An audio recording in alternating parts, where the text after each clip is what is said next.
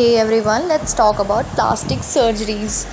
तो अभी क्या ट्रेंड चल रहा है ना कि अगर तुम्हें बिग लिप्स चाहिए, बिग बूब्स चाहिए या फिर बिग बूटी चाहिए ना, तो तुम्हें प्लास्टिक सर्जरी के थ्रू जाना ही पड़ेगा। अगर कोई एक्ट्रेस ना अपने फिगर को लेके उतनी कॉन्फिडेंट नहीं फील करती होगी ना, तो अब बॉलीवुड में कुछ ऐसा ट्रेंड चल चुका है कि अगर तुम नहीं अच्छा फील करती हो तो जाओ प्लास्टिक सर्जरीज़ करवा लो, उसके बाद तुम्हें फिल्में मिलना चालू हो जाएंगी। लेकिन ये प्लास्टिक सर्जरीज़ आई ही कब और इन्हें लाने की ज़रूरत ही क्या पड़ी, तो चलिए इस बारे में थोड़ा जान लेते हैं। तो जब वर्ल्ड वॉर फर्स्ट हुआ था ना, तो सोल्जर के फेसेस बिगड़ जाया करते थे। वॉर में जाने की वजह से उनके फेसेस पे इंजरीज़ हो जाया करती थी, जिसे ठीक करने के लिए प्लास्टिक सर्जरीज़ को लाया गया। इस टेक्निक से ना हम सोल्जर्स की फेसेस जो कि डिसफिगर हो जाया करती थी, उसे ठीक करने के लिए इस टेक्निक को लाया गया। लेकिन अभी आज के डेट में यानी कि मॉडर्न टाइम में इस प्लास्टिक सर्जरी का यूज़ एक्टर और एक्ट्रेसेस करते हैं अपने फेशियल फीचर्स को इन्हांस करने के लिए। मतलब अगर तुम्हारी नाक ठीक नहीं है, तुम्हारी आंखें ठीक नहीं हैं या तुम्हारे लिप्स ठीक नहीं हैं, तुम्हारे चीक्स ठीक नहीं हैं, तो तुम प्लास्टिक से न्यू लुक पा सकते हो। कई एक्ट्रेसेस के साथ ना प्लास्टिक सर्जरीज़ अच्छा हो जाता है, जिस वजह से उन्हें फिल्में मिलना अच्छे से चालू भी हो जाती हैं। जस्ट बिकॉज वो बहुत ही सुंदर दिखने लगती हैं, तो ज़्यादा फिल्मों में उन्हें कास्ट करना स्टार्ट कर देते हैं makers.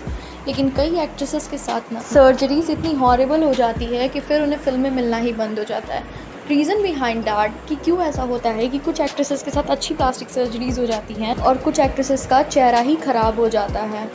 The reason behind that ना कि 99.99% प्लास्टिक सर्जरी सही हो, ये बात हमें पता नहीं रहती है और ना ही डॉक्टर्स इस बारे में कुछ भी बताते हैं। अगर कोई लड़की कॉस्मेटिक प्रोसीजर करवा रही है तो आपको उसके एडवांटेज और डिसएडवांटेज दोनों बताने होंगे।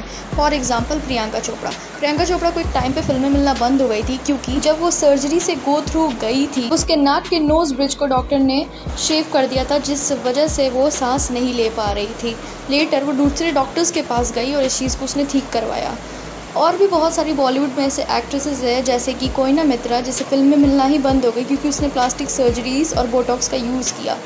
वानी कपूर, जिन्हें हम कैसे भूल सकते हैं, तो देसी रोमांस में इतनी बबली कैरेक्टर इन्होंने प्ले किया था, लेकिन अब वानी को देख के वो वाइब्स ही नहीं आती हैं जैसे शुद्ध देसी रोमांस में आया करती थी।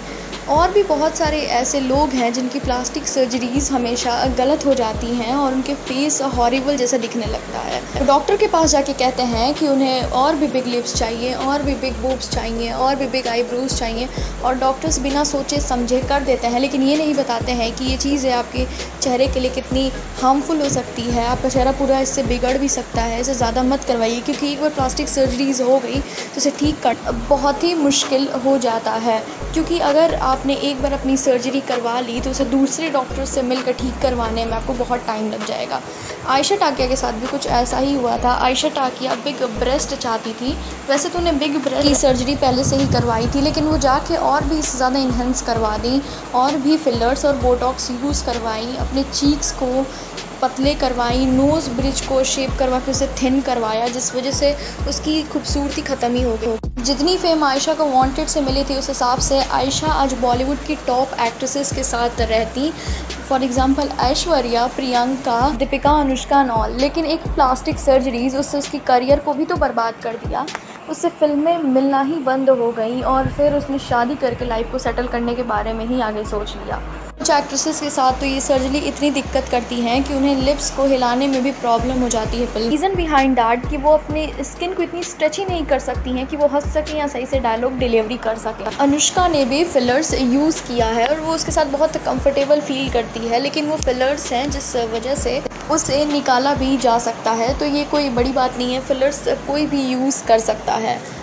लेकिन ये सारे ट्रेंड अभी बॉलीवुड में नया है, इस वजह से एक्ट्रेसेस को दिक्कत होती है प्लास्टिक सर्जरी के टाइम पे, क्योंकि इन्हें इतना एक्सपीरियंस नहीं होता है कि प्लास्टिक सर्जरीज कैसे करवाई जाती हैं। इनफैक्ट जिस डॉक्टर से वो करवाती हैं उससे भी इतना एक्सपीरियंस नहीं होता है कि प्लास्टिक सर्जरी कैसे की जाती है। उसे इस फील्ड में कम नॉलेज होता है, और I really appreciate that doctors कि इन एक्ट्रेसेस की सर्जरीज़ वो करते हैं रिस्क लेकर। उसी के साथ अगर इन एक्ट्रेसेस को उसके बारे में भी बता देते, उसके साइड इफ़ेक्ट्स बता देते, तो शायद एक्ट्रेसेस आज अपने करियर में इतनी नुकसान को नहीं झेलती रहती। बॉलीवुड में तो प्लास्टिक सर्जरीज़ थोड़े टाइम से है, लेकिन हॉलीवुड में ये सारी चीज़ें बहुत पहले से चलती आ रही हैं। किम कार्दाशियन को ही देख लो, किम कार्दाशियन ने फेक बट लगाया है, उसी के साथ अपने ब्रेस्ट साइज़ को इंक्रीज़ किया है, बोटॉक्स एक्स्ट्रा यूज़ करती है। और भी बहुत सारी हॉलीवुड में एक्ट्रेसेस हैं जो कि प्लास्टिक सर्जरीज़ के थ्रू जाती हैं और अपने फीचर्स को इन्हांस करने में लगी रहती हैं। और काइली जेनर के साथ तो कुछ ऐसा हुआ था कि जब उसने अपने बॉयफ्रेंड को पहली बार किस किया था तो उसके बॉयफ्रेंड ने उसे ये कह दिया था कि that you are a good kisser, लेकिन तुम्हारे लिप्स बहुत ही थिन है। यू डोंट नो कि दूसरे के ऊपर इस बात का क्या इफ़ेक्ट पड़ता है। जब उसे ये बात पता चली तो वो सोचने लगी होगी ऑब्वियसली इस बात को लेकर बहुत ज़्यादा, और उसके बाद वो लिप फिलर्स यूज़ करने लगी बहुत छोटे से ही। और जब वो लिप फिलर्स यूज़ करने लगी अपने बचपन से ही तो उसमें बहुत कंफर्टेबल वो फील करती थी, जिसकी वजह से वो आज भी फिलर्स यूज़ करती रहती है। इनफैक्ट केंडल जेनर ने तो प्रेशर में आके सर्जरी करवाई थी, जैसे उसके घर में काइली ने करवाई है सर्जरी, उसकी मॉम ने करवाई है और उसकी बाकी बहनों ने करवाई है, तो उसने भी सर्जरीज़ करवा ली। काइली जेनर वगैरह के केस में देखा जाए ना तो इनके केस में सर्जरीज़ उतनी भी परफेक्ट नहीं होती हैं। इन्होंने मल्टीपल डॉक्टर्स से सर्जरी करवाई है, जिस वजह से आज ये इतनी परफेक्ट फीचर्स लेके घूम रही हैं। और ये कुछ इंडिया में भी बॉलीवुड एक्ट्रेसेस को इस चीज़ का चस्का चढ़ गया है कि वो भी प्लास्टिक सर्जरी करके अपने बॉडी फीचर्स को इन्हांस करवा के काइली जेनर या किम कार्दाशियन जैसी दिख सकें। Let me clear you one thing, Hollywood में ना अगर 10 लड़कियां हैं तो 10 में से 8 लड़कियां सर्जरीज से तो बिल्कुल ही गुजरेंगी। उनके लिए बहुत कॉमन बात है आज के टाइम पे सर्जरीज करवाना। लेकिन इंडिया में ना वो ट्रेंड अभी उस तरह से पॉपुलर नहीं हुआ, और थैंक गॉड ये चीज़ें इंडिया में ज़्यादा पॉपुलर ही ना हो तो ही ठीक है। नहीं तो फिर कल से जिसने फिलर्स नहीं यूज़ किया रहेगा उसे भी पिन करके बोला जाएगा कि अरे तुमने फिलर्स नहीं यूज़ किया है क्योंकि तुम्हारे ओठ पतले लग रहे हैं। हॉलीवुड की तरह ही ना साउथ कोरिया में भी ये कल्चर बहुत पॉपुलर है। इनफैक्ट तुम तो चुन चुन के देख लोगे, साउथ कोरिया में तुम्हें कोई बदसूरत दिखेगा ही नहीं, जस्ट बिकॉज कि अगर कोई ख़राब दिखता है तो वो फटाक से प्लास्टिक सर्जरी करवा लेता है और उनके पेरेंट्स इस चीज़ की परमिशन दे देते हैं क्योंकि उनके यहाँ ये सब बहुत ही कॉमन हो चुका है। और मुझे लगता है कि इंडिया में भी ये चीज़ पॉपुलर होने में ज़्यादा टाइम नहीं लगाएगा, लेकिन हमारे पेरेंट्स इतने स्ट्रिक्ट हैं कि शायद ही इंडिया में कोई लड़की प्लास्टिक सर्जरी करवाए, उसे 10 बार अपने पेरेंट्स से परमिशन मांगी। बिग बूब्स भी सारी एक्ट्रेसेस को आज के डेट में चाहिए ही रहता है। I mean, एक तो मैंने सोनम कपूर का कोई ड्रेस देखा था जिसमें उसने ब्लैक कलर का गाउन पहना था और लोग उसे ट्रोल किए जा रहे थे कि इसका आगे का इतना फ्लैट क्यों है, इसके बूब्स इन्हांस क्यों नहीं। I mean, what is this? उसका पतला रहे, बड़ा रहे, कम रहे, ज़्यादा रहे, उससे तुम्हें क्या लेना देना है।